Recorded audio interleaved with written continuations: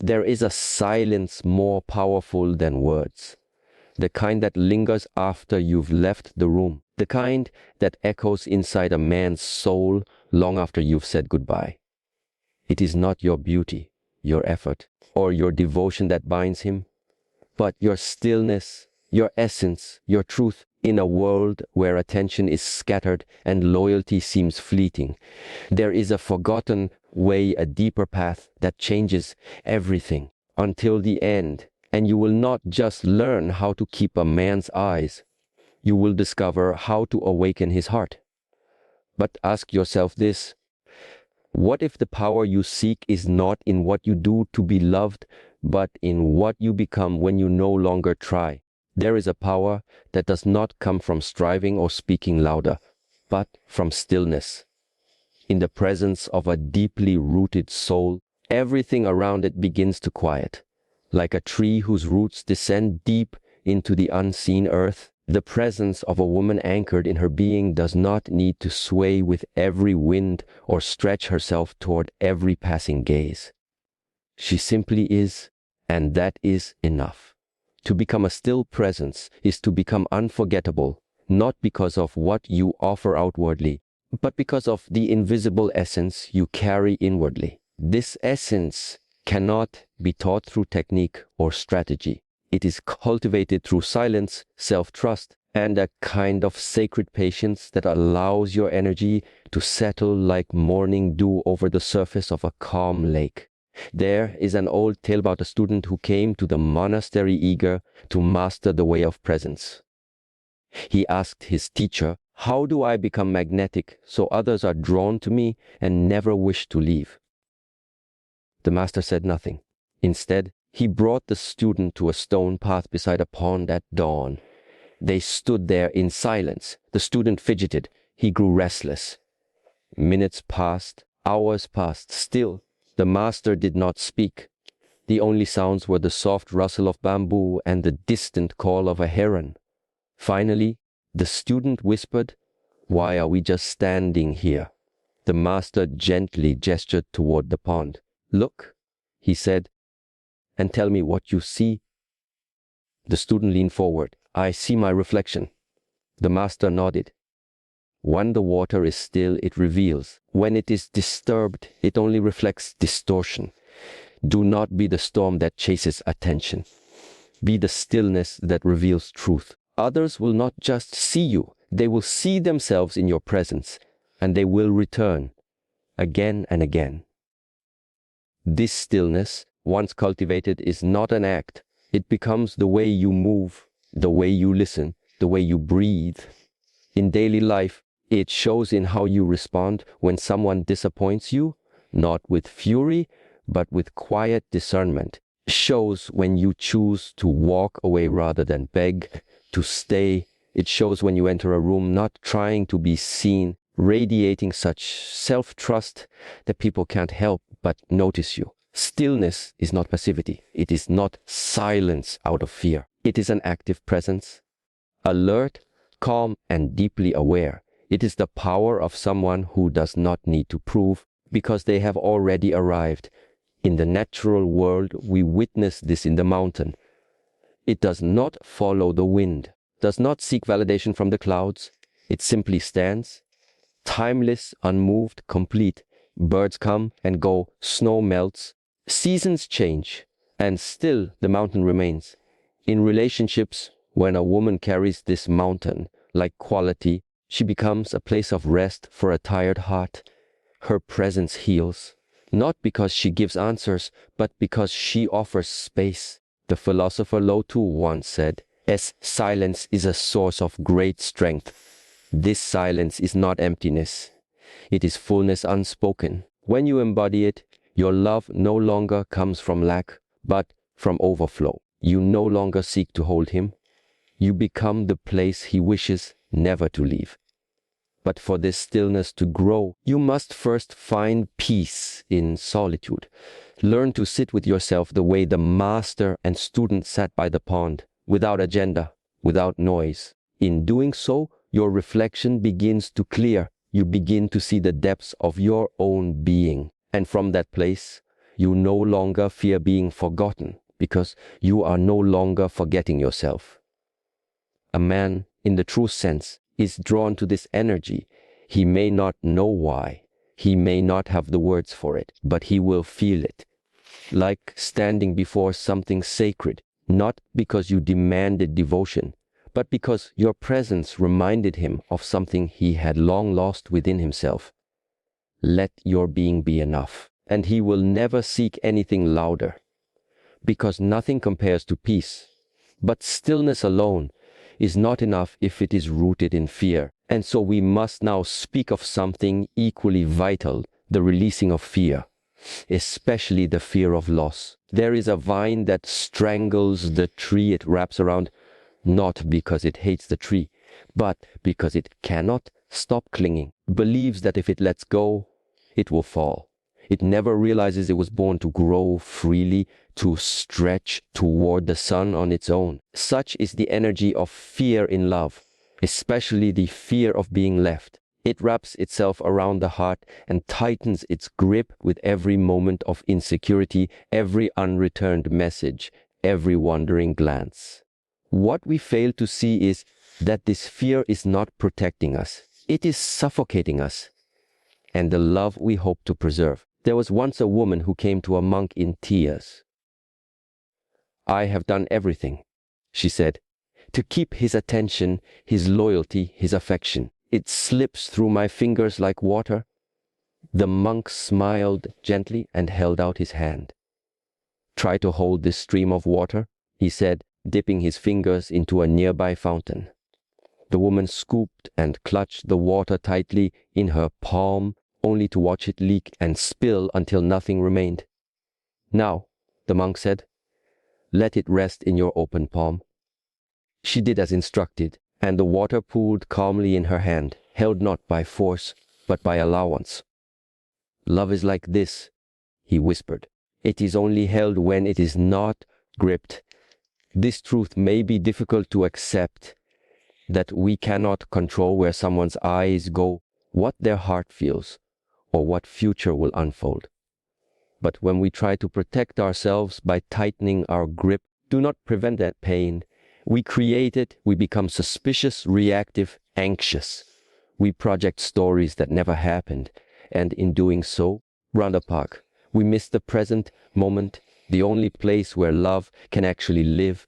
When you release this fear, something extraordinary happens. Your energy changes. You no longer speak from desperation. You no longer act from insecurity. You begin to see yourself clearly, not as someone waiting to be chosen, but as someone already whole. In nature, the tree does not fear the autumn leaves falling. It knows they must go. It knows that letting go is part of renewal. The roots remain, the essence remains, and in time, spring returns. So it is with love. To release fear is not to stop caring. It is to begin trusting that what is meant for you will not require clinging. That love, when it is true, deepens through freedom, not possession. A real-life example of this is often seen in long, enduring relationships. The couples who remain not because they hold each other tightly, but because they give one another room to breathe. They trust the bond, communicate from clarity, not panic, and even in uncertainty, they rest in a kind of sacred respect, knowing that love cannot be forced, only nurtured. As the Stoic philosopher Epictetus once wrote, "Never say about anything, 'I have lost it,' but instead, 'I have returned it.' Whether it be time, people, or affection, nothing is ever truly ours to keep. And when we understand this, we stop gripping, we begin flowing. So if you find yourself afraid he will leave, afraid you are not enough, afraid his eyes might wander, return to your breath. Let the fear rise, but do not attach. Watch it like a cloud. Let it pass. Anchor yourself in your own worth, not in the illusion of control. For when you release the fear of loss, you become the very thing no one wishes to lose, not because you are perfect, but because you are at peace. And peace, true peace, is the rarest, most magnetic quality of all. Let the journey continue gently, from stillness to freedom, from grasping to grace. And as you walk this quiet path, remember, the heart that no longer fears becomes a sanctuary for the one who is ready to stay. There is a quiet majesty in the sun, steady, unwavering, endlessly generous. It does not chase the flowers to bloom. It does not plead with the trees to turn their leaves toward it. Still, everything that grows leans in its direction, yearns for its warmth, and opens slowly beneath its light. To radiate rather than chase is to become this kind of sun. It is the recognition that your value is not in how intensely you pursue someone, but in how fully you embody your essence. You do not need to run after what is aligned with you. The river does not run backwards to meet what has drifted away. It flows forward in rhythm with gravity, in obedience to its source. In the old mountains of the East, there is a parable of a woman who asked the wise one, "How do I keep love near me, like a bird that does not fly away?" The master replied, "Stop trying to cage the bird. Instead, grow the tree it wishes to nest in." The woman did not understand, so the master led her to a garden and said, "Each day, water this tree gently to its roots. Let it grow slowly." Seasons passed, the tree flourished, and then one day a bird came. Not because it was forced, but because it found something rare, a resting place. The master turned to her and said, "The bird came not for the branch, but for the peace it found here. Become the garden. And love will come not because you reach, because you receive." This story holds a truth most forget, that in the quiet strength of a woman who does not chase, there is a magnetism deeper than beauty and louder than words. She does not seek to hold love like a possession. She allows it to arrive as a companion. Her confidence is not noise. It is presence. She is not adorned with decoration. She is dressed in self-respect. In daily life, we see this in subtle but powerful ways. A woman who moves with intention, not performance. She does not react to every delay, every distance. She does not demand attention. She already holds it. Her gaze is calm, not pleading. Her silence speaks more than her words. In her world, she is the center, not of arrogance, but of awareness. She knows that love cannot be demanded, only invited. The invitation is never spoken, it is felt. Consider the way the moon moves across the sky. She does not shout. She does not wave her arms for the ocean to respond. And yet, entire tides rise and fall under her pull. This is the nature of quiet influence, not through doing, but through being. The philosopher Zhuangzi once wrote, "The perfect man employs his mind as a mirror. It grasps nothing. It refuses nothing. It receives but does not keep." This is the quality of a radiant heart. It shines, it reflects, but it does not cling. It trusts that what is real will remain, and so the invitation is simple yet lifelong. Instead of becoming a pursuer of love, become the embodiment of what love seeks. Work not to keep someone interested, but to keep your own flame lit. For when you are full of light, everything naturally gathers toward your warmth. And if something turns away, let it. The sun does not mourn the clouds. She simply continues to rise. Now we turn from radiance to something quieter, but no less powerful, the art of setting the inner standard. The world will always test the edges of your being to see what you tolerate, how deeply you respect yourself, and whether your inner boundaries are real or merely spoken. In this silent test, you are not graded by your words, but by your energy. What you allow teaches others how to treat you. To set the inner standard is not to speak loudly or to impose rules on others. It is to live so fully in alignment with your values, your truth, and your sense of dignity that anything beneath that standard naturally falls away. Not through conflict, but through clarity. In a Zen monastery, a student once asked, "Master, how do I stop others from crossing my boundaries?" The master smiled, lit a candle, and placed it on a high shelf. "Does anyone trample this flame?" he asked. The student shook his head, puzzled. "No, it is too high to reach." The master nodded. "Then raise your flame." This parable, though simple, reveals a lifelong teaching. When you elevate your energy, your sense of worth, your sense of peace, you no longer need to protect it from every passerby. Most will not even try, for the fire you carry will speak on your behalf. In daily life, this standard is visible in the smallest moments, in how you respond when someone dismisses your feelings, in the way you speak about yourself, even when no one is listening, in how quickly you return to center after being shaken. A woman who has set her standard does not need to remind others of it. She becomes it. This is not about perfection. It is about presence. If a man raises his voice to you once, and you smile and absorb it, the seed is planted. If he does it twice and you stay, the seed grows roots. But if you pause, breathe, and calmly say, "I do not engage with disrespect," and then remove yourself, no argument, no drama, the tree is never allowed to grow. The challenge is that many confuse love with tolerance. They stay in places where their boundaries are tested in the name of devotion. But love, true love, does not require the erosion of self. It requires the opposite, the full honoring of it. In nature, the wild horse does not bow to the fence.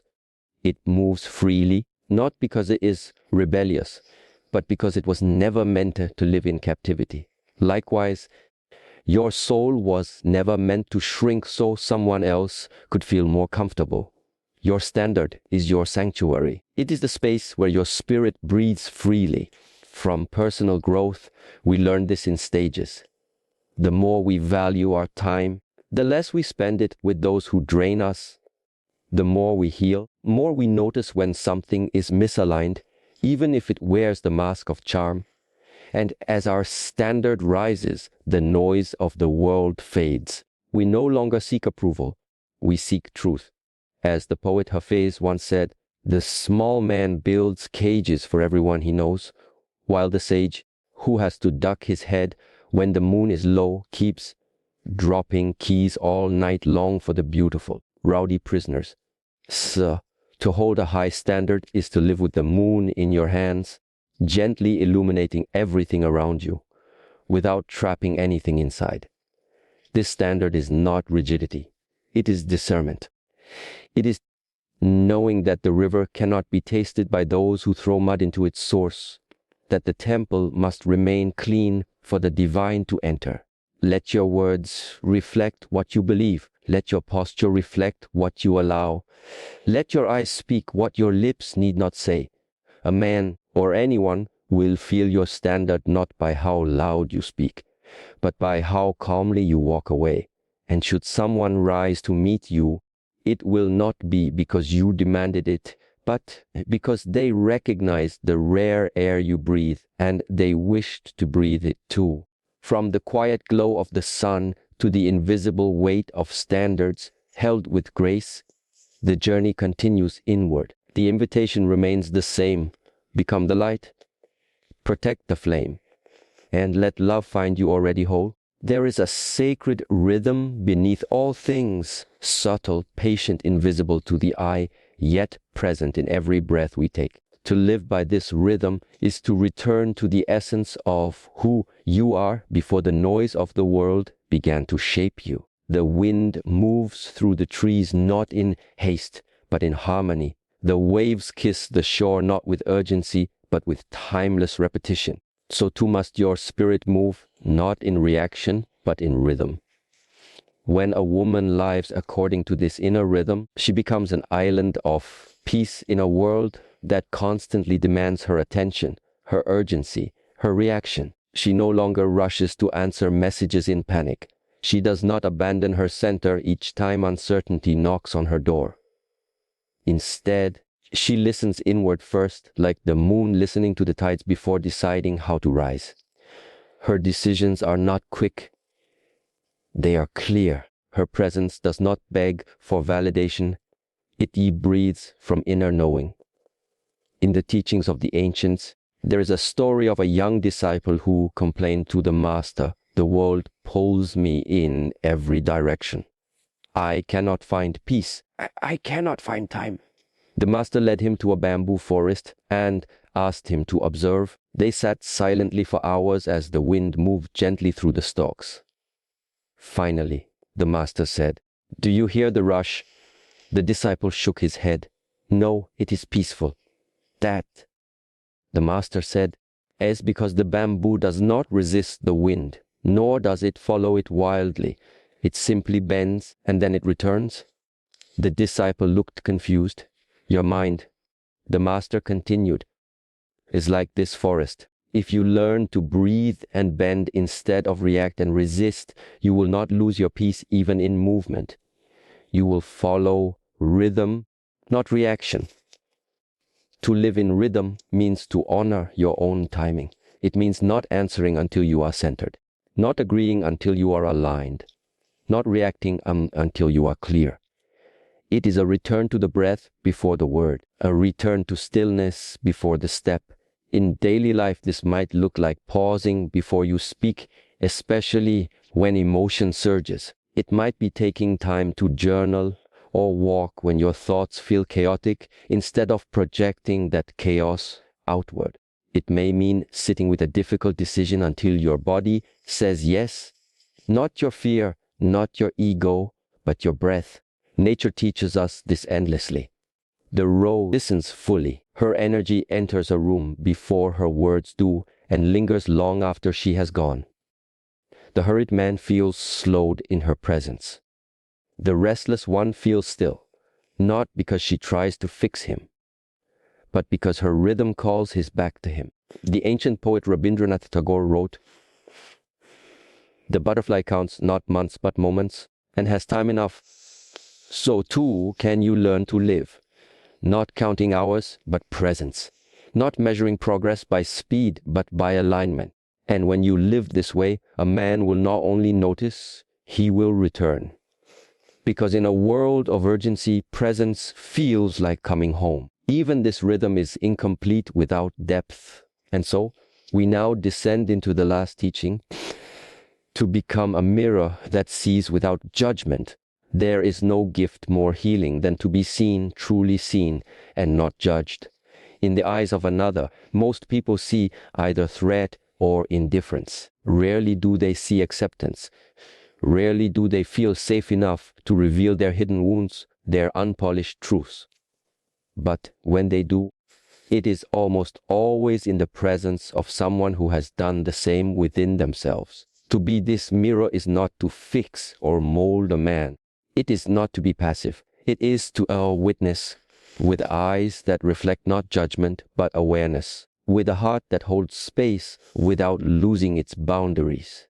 There is a tale of a woman who lived by a river where people came to wash their garments.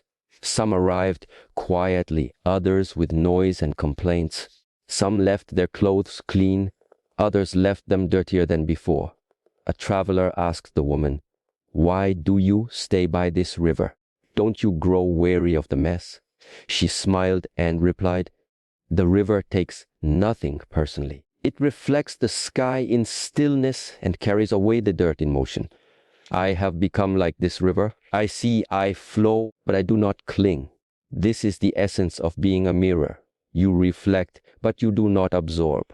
You witness, but you do not control. You feel, you are not shaken." In this still seeing, something extraordinary happens. The other person, often without realizing, begins to reveal what they normally hide. Not because they are forced, because your presence feels safe. In relationships, this means listening deeply, especially when the other is at their weakest. It means not rushing to label his silence, not reacting to every emotion, not turning away from discomfort. When a man looks into your eyes and sees that he can be flawed, tender, afraid, and still be met with clarity, not chaos, he begins to stay. Not because you make him stay, but because you become rare. In real life, we often fail at this because we have not yet done it for ourselves. If we judge our own tears, we cannot hold His. If we reject our own shadow, we cannot understand His silence. Inner mirror must be clean first. It begins with looking inward, not with blame, but with compassion. Sitting with our own shame, breathing through our own uncertainty, letting our own wounds soften under the gaze of self-kindness. When we do this, something profound shifts. Our relationships are no longer built on demands, but on presence. We no longer say, "You must be this for me to feel whole." Instead, we say, "I see you, and I remain rooted." In nature, we see this in the depth of a forest lake. The surface may ripple, but below it is undisturbed. The fish swim, the roots remain, the stillness holds everything. That is what it feels like to be mirrored by someone who does not fear your depths.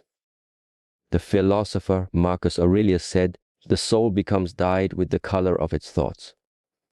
A woman who thinks with patience, sees with calm, and loves with clarity begins to reflect this outward.